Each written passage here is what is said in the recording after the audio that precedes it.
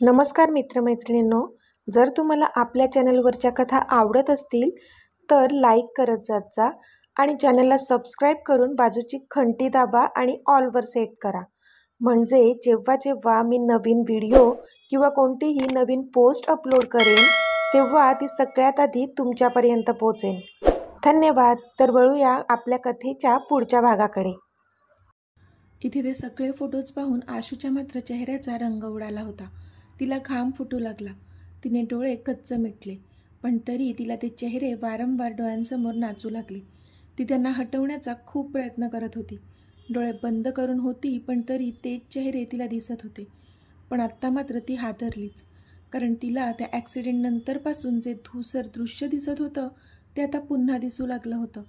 आणि त्या ज्या 3 धूसर आकृत्या तिला कधीपासून दिसत होत्या त्या आता स्पष्ट झाल्या होत्या. पण त्या स्पष्ट झालेल्या आकृत्या पाहूनच तिला कापरं भरलं, कारण त्या 3 आकृत्या दुसऱ्या तिसऱ्या कोणाच्या नसून रीमा, राम आणि आराध्या ह्या तिघांच्या होत्या. तिने मिटलेले डोळे खाडकन उघडले आणि नाही, ती जोरातच किंचाळली आणि त्या किंचाळीसोबतच चक्कर येऊन धाडकन खाली पडली. आता पुढे. आशूला तसं किंचाळलेलं पाहून जानू घाबरली होती, पण आत्ता तिला चक्कर येऊन खाली पडलेलं पाहून तर तिला जास्तच भीती वाटली आणि ती सरळ उठून तिच्या जवळ गेली. आशू, काय झालं तुला? उठ ना, जानू रडवेल्या आवाजात बोलली. जानू, थांब, मला बघू देत. अमित आता तिच्या जवळ आला होता. अहो बघा ना, हिला काय झालं? ही उठत का नाहीये? जानू रडून बोलली, कारण आशू निश्चित पडली होती. रॉनी पण धावत आला होता आणि तो आशूच्या बाजूला बसला होता. त्याची धडधड पण वाढली होती तिला बघून, कारण मघाशी तिची झालेली अवस्था त्याने जवळून पाहिली होती. पण तिला थोडा वेळ हवा होता आणि त्यानंतर ती त्याच्याशी बोलणार होती. पण आत्ता तिची ही अवस्था पाहून त्याला स्वतःचाच राग येत होता. का आपण तिला एकटं सोडलं? तिला गरज होती माझी. मी तिच्यासोबत राहायला हवं होतं. हे सगळं माझ्यामुळेच झालं आहे. मी का ऐकलं तिचं आणि तिला एकटं सोडलं? कधीपासून त्या ॲक्सिडेंटचाच विचार करत राहिली असेल ती. डोक्यात किती आणि काय गोष्टींचा विचार करत राहिली असेल काय माहीत. तिच्या भूतकाळातील काही आठवणी असतील का? आणि त्याचाच आता बस झाला असेल का? मीच दोषी आहे. मी तिला एकटं सोडलं नसतं तर कदाचित सावरली असती ती आणि तिची ही अवस्था नसती झाली कदाचित. रॉनीच्या मनात असंख्य विचार सुरू होते. त्याचे डोळे पण पाणावले होते. तो नव्हता बघू शकत तिला असं. आशू, उठ ना, रॉनी बोलला. तसा अमित त्याच्याकडे पाहू लागला, कारण रॉनीच्या चेहऱ्यावर तिच्यासाठी असलेली काळजी स्पष्ट पाहू शकत होता तो. पण त्यावर तो काही बोलणार इतक्यात. पप्पा, काय झालं मासीला? ती उठत का नाहीये? आणि मम्मा का रडत आहे? जिनू आणि प्रिन्सेस दोघेही रडू लागले होते. तसं अमितचं लक्ष रॉनीवरून त्यांच्यावर गेलं. जिनू, प्रिन्सेस, काही नाही झालंय मासीला. थोडी चक्कर आली आहे पास. मम्मा पण ठीक आहे. ओके, तुम्ही आजीकडे जा. अमित बोलला तशा रीमाने त्या दोघांना जवळ घेतलं. अमितने जानूकडे पाहिलं तर ती अजूनही रडत होती. जानू, अशी का रडत आहेस? काही नाही झाले तिला, फक्त चक्कर आली आहे.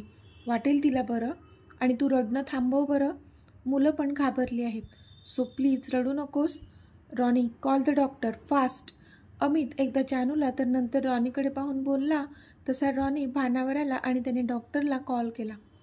पण इथे जानू मात्र रडतच होती. भले अमितला वाटत होतं की आशूला फक्त चक्कर आली आहे, पण खरं कारण तर हे होतं की आशूचा ॲक्सिडेंट होता होता राहिला होता आणि त्यामुळेच ती कधीपासून अपसेट होती आणि हे अमितला माहीत नव्हतं. आपल्याला हिला आत न्यायला हवं, अमित बोलला. तसा रॉनी पुढे आला आणि तो तिला उचलणार त्याआधीच अमितने त्याला हात दाखवून थांबवलं. मी उचलतो तिला, तू डॉक्टरांना घेऊन ये, अमित बोलला आणि त्याने आशूला आपल्या दोन्ही हातांवर उचललं आणि आत जाऊ लागला तो. रॉनीने एकदा जानूकडे पाहिलं तर तिने त्याला डोळ्यांनीच शांत राहण्यास सांगितलं. तिला पण कळत होती रॉनीची आत्ताची अवस्था आणि हेही कळत होतं की ह्या क्षणी रॉनीला वाईट वाटलं असेल. पण त्याने हेही समजून घ्यावं की अजून तरी अमितला आशू आणि रॉनीचं नातं नव्हतं माहीत आणि म्हणून एका भावाच्या नात्याने त्याने स्वतः तिला उचलून आत नेलं होतं. रॉनीसुद्धा डॉक्टरांना घेऊन आत आला होता आणि आत्ता तो आशूला चेक करत होता. डॉक्टर, काय झाले तिला? अमितने विचारलं. ह्यांना चक्कर कशी आली? डॉक्टरांनी विचारलं. आम्ही स्क्रीनवर काही फोटोज बघत होतो. ते बघता बघताच ती किंचाळली आणि चक्कर येऊन पडली, अमित बोलला. ओह, मी चेक केलं आहे त्यांना. मला तरी वाटतं की त्यांनी खूप जास्त स्ट्रेस घेतला आहे आणि त्या स्ट्रेस घेण्यामुळे त्यांच्या डोक्यावर कोणत्या तरी गोष्टीचा खूप जास्त परिणाम झालेला आहे, जो त्यांना सहन झाला नाही आणि त्यांना चक्कर आली असेल, डॉक्टर बोलले. पण डॉक्टर, असं आता काहीच घडलं नाही आहे ज्याचा तिने स्ट्रेस घ्यावा, अमित बोलला. पण अमितचं ऐकून इथे जानूने मात्र एक औंढा गिळला. रॉनी पण आता टेन्शनमध्ये आला होता, कारण अजून त्या दोघांनी त्या ॲक्सिडेंटबद्दल अमितला काहीच सांगितलं नव्हतं. खरं काय आहे ते आत्ता त्या शुद्धीवर आल्यानंतरच कळेल. मी त्यांना इंजेक्शन दिलं आहे, त्यामुळे त्यांना झोप लागेल. 2-3 तास तरी त्यांना झोपू द्या. झोप झाल्यानंतर वाटेल त्यांना बरं. काही औषधंसुद्धा लिहून देतो, ती मागवून घ्या, डॉक्टर बोलले. ओके डॉक्टर, थँक्यू, अमित बोलला आणि त्याने रॉनीकडे पाहिलं. तसं रॉनी त्या डॉक्टरांना घेऊन बाहेर आला. इथे जानू मात्र अस्वस्थ नजरेने अमितकडे पाहत होती. काय झालं जान? आता डॉक्टरांनी चेक केलं आहे, वाटेल तिला बरं. तू जास्त विचार नको करूस, अमित बोलला. मीत, मला तुम्हाला काहीतरी सांगायचं आहे, जानू बोलली. हो बोल, अमितने काळजीने विचारलं. मगाशी मी तुम्हाला बोलले होते ना की आशूची तब्येत ठीक नाही आहे, ते खोटं बोलले होते. जानू अडखळत बोलली. तसं अमित तिच्याकडे एकटक पाहत राहिला. म्हणजे? मला काही समजलं नाही, अमित बोलला.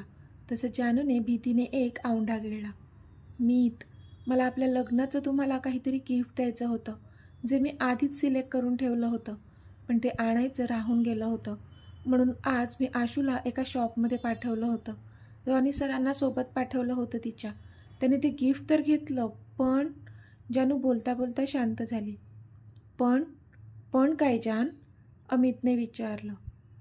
पण येताना त्यांच्या गाडीचा अपघात होता राहिला आणि समोरची गाडी मात्र जाऊन भिंतीवर ठोकली होती. त्यातल्या मुलाला लागले, पण त्या ॲक्सिडेंटमुळे आशू खूप घाबरली होती. डॉक्टर बरोबर बोलले, त्याचंच तिने स्ट्रेस घेतला आहे आणि म्हणूनच कधीपासून ती खूप अस्वस्थ होती. जानूने एकदाच सांगून टाकलं. तिला पण आत्ता काही लपवून ठेवायचं नव्हतं त्याच्यापासून. इतक्यात रॉनी पण तिथे आला होता. व्हॉट? ॲक्सिडेंट झाला आणि इतकी मोठी गोष्ट तू माझ्यापासून लपवलीस? आणि रॉनी, तू पण नाही सांगितलंस मला? तुझ्याकडून मला ही अपेक्षा नव्हती, अमित नाराजगीच्या सुरात बोलला. आय एम सॉरी बॉस, तुमच्या खास दिवशी मला तुम्हाला टेन्शन द्यायचं नव्हतं. बास, रॉनी पण मान खाली घालून बोलला. पण अमितने मात्र नकारार्थी मान हलवली. आय एम सॉरी मीत, पण ह्यामध्ये रॉनी सरांची काहीच चूक नाही आहे. तुम्ही रागवाल म्हणून मी तुम्हाला सांगितलं नाही, जानू रडून बोलली. तसं अमितने तिला एका बाजूने हक केलं. इट्स ओके जान, रडू नकोस, तो तिला थोपटत बोलला. No Meet, it's not okay. आज माझ्यामुळेच आशूची ही अवस्था झाली आहे, जानू बोलली. असं काही नाही आहे, तू स्वतःला दोष नको देऊस, शांत हो, अमित तिला शांत करत होता. इतक्यात रॉनीचा फोन वाजला. तसा त्याने फोन घेतला आणि बाजूला जाऊन बोलू लागला. पण फोनवरून बोलत असताना मात्र त्याचे एक्सप्रेशन्स चेंज झाले, जे अमितने लगेच ओळखले. जान, तू पण जा, आराम कर थोडा वेळ, आशूला शुद्ध यायला वेळ आहे अजून, अमित बोलला. नाही, मी इथेच बसेन, तिच्याजवळच, मला चैन नाही पडणार नाही तर, जानू बोलली. बरं ठीक आहे, तू थांब तिच्याजवळ, मी जरा आलोच, अमित बोलला आणि बाहेर गेला, जिथे रॉनी होता. What happen Ronnie? अमितने विचारलं. रॉनीचा चेहरा पाहूनच त्याला आयडिया आली होती की नक्कीच काहीतरी घडलंय. बॉस, आपल्याला निघावं लागेल आत्ता लगेच, रॉनी बोलला. त्यावर अमित मात्र शॉक झाला. कुठे? अमितने विचारलं. फार्म हाऊसवर, जिथे आपण त्या तिघांना ठेवलं आहे, रॉनी बोलला. पण अमितला मात्र काही कळत नव्हतं. बॉस, इट्स अर्जंट, मी रस्त्यात तुम्हाला सगळं सांगतो, आपण लगेच येऊ, पण प्लीज तुम्ही आता चला माझ्यासोबत, रॉनी बोलला. तसं अमितने एकदा जानू बसली होती तिथे पाहिलं आणि तो तडक रॉनीसोबत निघाला. त्याला माहीत होतं खूपच अर्जंट असल्याशिवाय रॉनी त्याच्या बॉसचा वेळ वाया घालवणार नाही. रॉनीला पण आशूला असं सोडून जावं वाटत नव्हतं, पण खरंच काम खूप अर्जंट असल्यामुळे त्याला जावं लागत होतं. आता सांग, काय झालंय? गाडीत बसल्या बसल्या अमितने विचारलं. बॉस, त्या मोहनने स्वतःच्या हाताची नस कापली आहे, रॉनी बोलला. व्हॉट? अमित जोरातच ओरडला. हो बॉस, त्याने पाण्याचा ग्लास फोडून त्या काचेने स्वतःच्या हाताची नस कापली आहे. आपल्या माणसाने लगेच डॉक्टर बोलावून त्यावर उपचार केले आहेत, पण तो वारंवार मरणाच्या गोष्टी करत आहे, रॉनी बोलला. मरणाच्या गोष्टी करतोय? नाही, इतक्यात मरण नाही आहे त्याच्या नशिबात. जोपर्यंत माझ्या आरूचा पत्ता सापडत नाही आहे तोपर्यंत तर त्याला जगावंच लागेल. अमित रागात हाताची मूठ आवळत बोलला. इथे मोहनला एका बेडवर झोपवलं होतं आणि सलाईन लावली होती. बाजूलाच नैना रडत बसली होती. इतक्यात अमित आत आला. मोहन राज्याध्यक्ष, तुला मरण्याची इतकी काय घाई झाली आहे रे?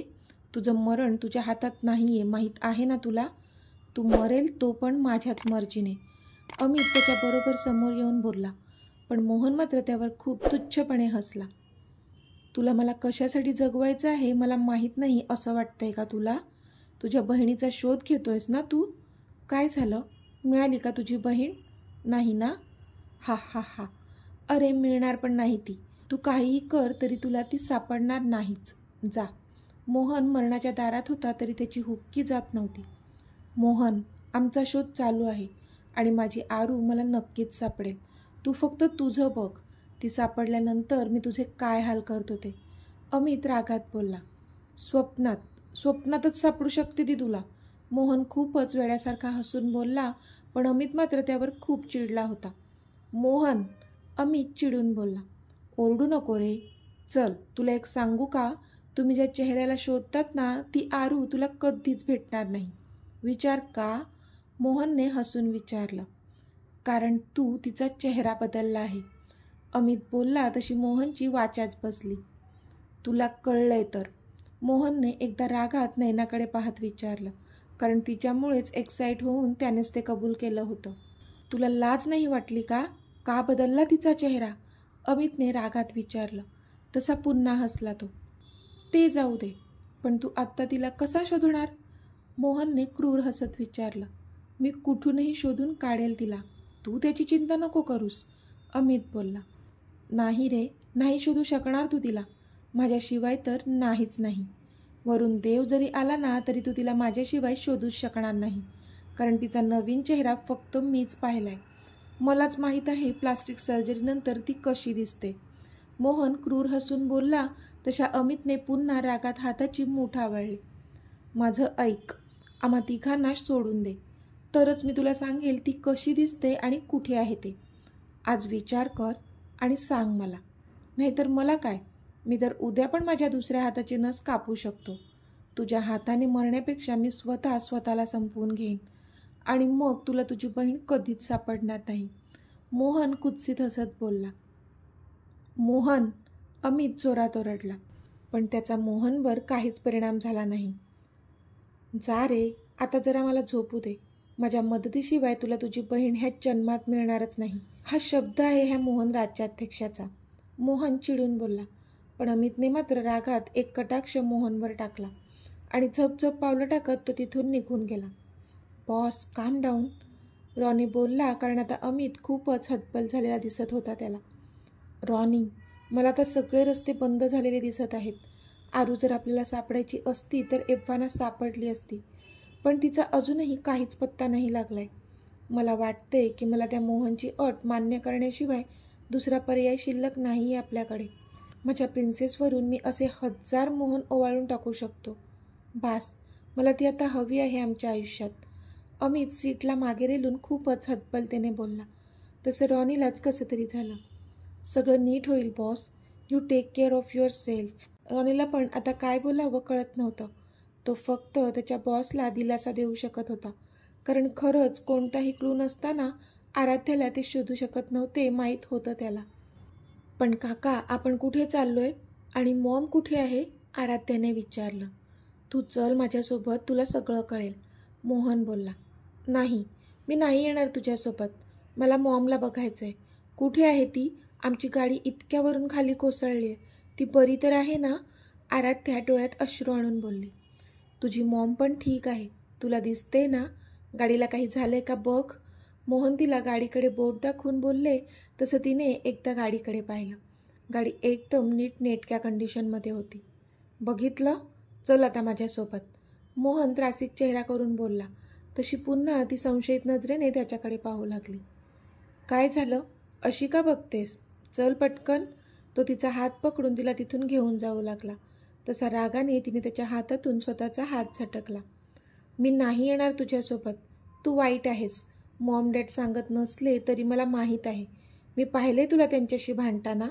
तू खूप वाईट वागतोस आता त्यांच्यासोबत, ब्रोसोबतसुद्धा. आता तू पहिल्यासारखा नाही राहिलाय. मी लहान नाही आहे आता. मला सगळं कळतंय. आराध्या रागाने बोलली तसा तो हाताची घडी घालून तिच्या समोर जाऊन उभा राहिला. अच्छा, काय कळतं तुला? त्याने रागात तिच्या डोळ्यात बघत विचारलं. तशी ती घाबरून 2 पावले मागे सरकली. मी मॉम डॅडचं बोलणं ऐकलेलं.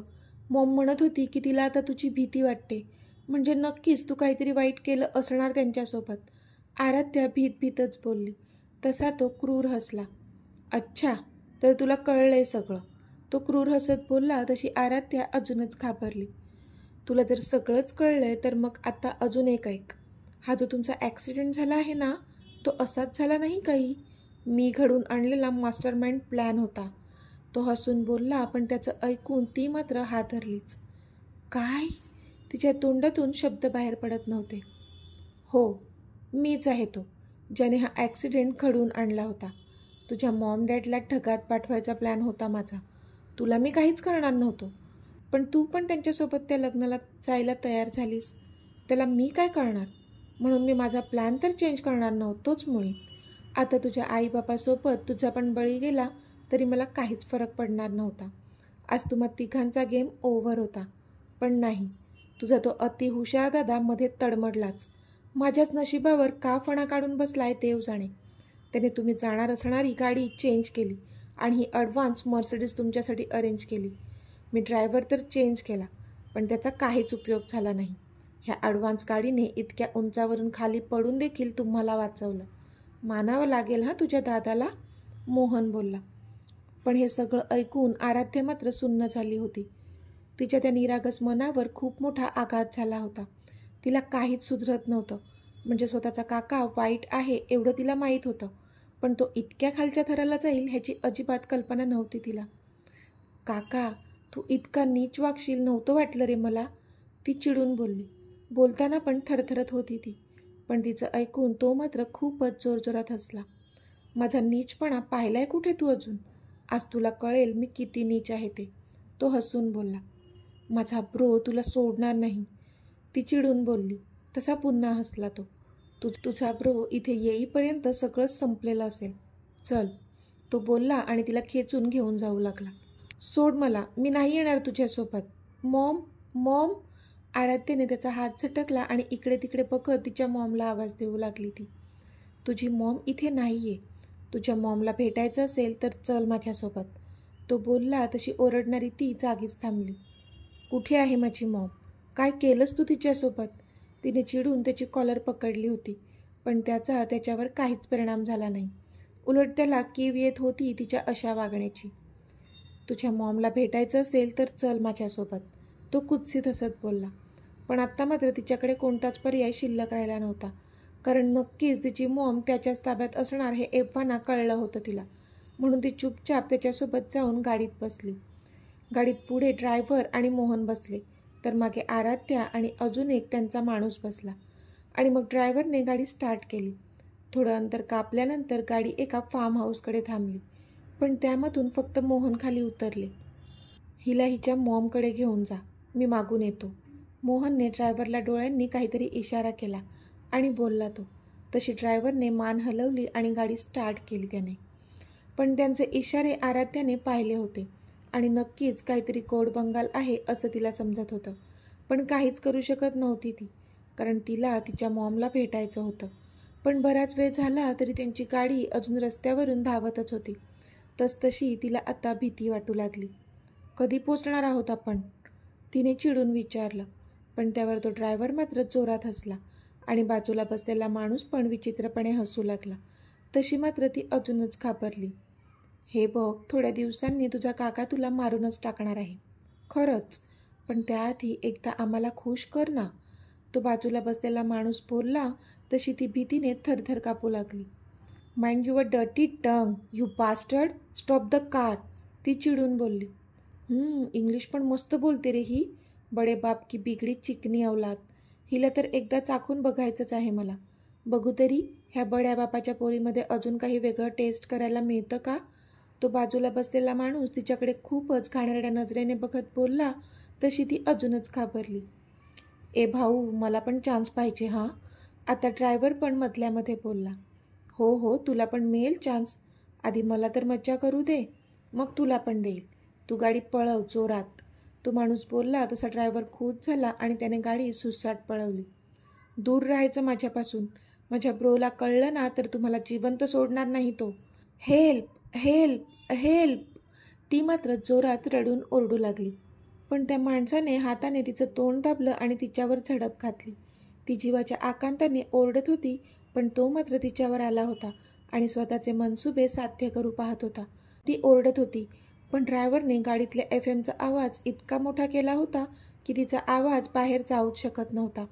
तो माणूस तिच्यावर तुटून पडला होता. ती ओरडत होती, हातपाय मारत होती, पण त्या बलाढ्य माणसापुढे तिची शक्ती कमी पडत होती. सोड मला, वाचवा वाचवा. अस्पष्ट आवाज आशूच्या तोंडून बाहेर पडत होते. तशी तिच्या बाजूलाच बेडवर डोकं टेकून पडून राहिलेल्या जानूने तिच्याकडे पाहिलं. काय झालं आशू? जानूने हळूच विचारलं, कारण आत्ता आशूचा चेहरा पूर्णपणे घामाने भिजला होता. तशी जानू अजूनच घाबरली. सोड सोड मला प्लीज. आशूच्या तोंडून अस्पष्ट आवाज निघाला. मी लवकर आत या. जानूने अमितला आवाज दिला तसा बाहेरच थांबलेला अमित आत आला. आशू. जानूने काळजीने तिला आवाज दिला आणि तिच्या चेहऱ्यावरून हात फिरवला. तसं आशूने मात्र करंट लागल्यासारखा जानूचा हात झटकला आणि ती जोरातच ओरडली. नाही. आशू जोरात ओरडली आणि उठून बेडवर बसली. ती पूर्णपणे घामाने भिजली होती, घाबरली होती. आशू, काय झालं? तू ठीक आहेस ना? जानूने काळजीने तिला गोंधळत विचारलं. पण तिचं लक्ष होतं कुठे जानूकडे? ती तर घाबरून इकडे तिकडे पाहत होती आणि जशी तिची नजर समोर उभ्या असलेल्या अमितवर पडली, ती तडक उठली आणि जानूला बाजूला करून तिने जाऊन अमितला घट्ट मिठी मारली. ब्रो, मला वाचव. ते लोक खूप घाणेरडे आहेत. मला खूप भीती वाटते. प्लीज मला वाचव. ती अमितला मिठी मारून रडून बोलली, पण तिच्या अशा वागण्याने जानू तर शॉक झाली होतीच, सोबत अमितसुद्धा शॉक झाला होता. कारण जानू आशूच्या बाजूलाच असूनही आशूने लांब उभ्या असलेल्या अमितला मिठी मारली होती. तर मित्रमैत्रिणींनो, आजचा भाग तुम्हाला कसा वाटला ते मला कमेंटमध्ये सांगा. आणि जर आवडला असेल तर व्हिडिओला लाईक करा, शेअर करा आणि चॅनलला सबस्क्राईब करून बाजूची घंटी नक्की दाबा. चला तर भेटूया आपल्या पुढच्या भागात. तोपर्यंत धन्यवाद.